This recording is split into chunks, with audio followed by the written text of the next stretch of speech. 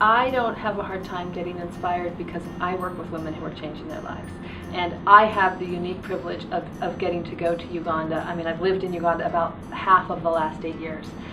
And the most amazing part of my job is actually going. We start every mind session with singing and dancing. And literally from this session to 2 weeks from now when I see them again, these women will have changed their lives. You know, they come into the program oftentimes literally and figuratively beaten down by Uganda society, which is very patriarchal and in which abuse is very common.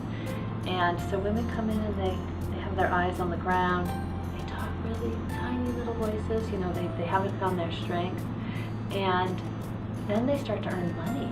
And it's the most money for some of them that they, you know, their first sale, some of these women are throwing themselves on the ground and weeping because they've never held this much cash in their lives, ever.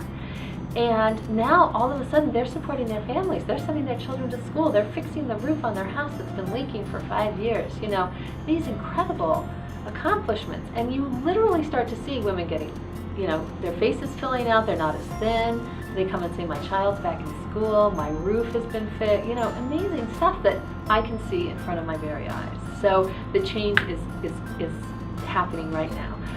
And when I have a hard day and when I, you know, am frustrated or overworked, I just think the fact that if I wasn't doing this and if my team wasn't doing this and all the people here who are, you know, contributing to this, there would be women who are not changing their lives. So it's very easy to be inspired and go on.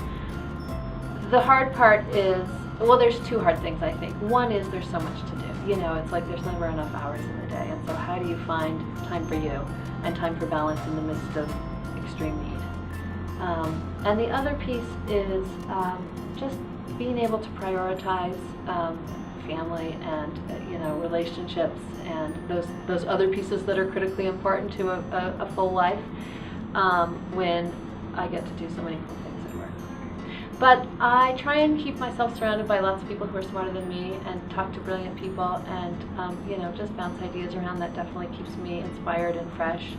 And I like to get out of the office and you know, go for a walk and you know, go for a run, and that's oftentimes when I'll have my best ideas, like, oh, what about this? So I feel really lucky that I'm not just doing the daily grind. I'm doing, you know, I know for sure, and I think that all of my colleagues know for sure that what we do every day has an impact, and that there's nothing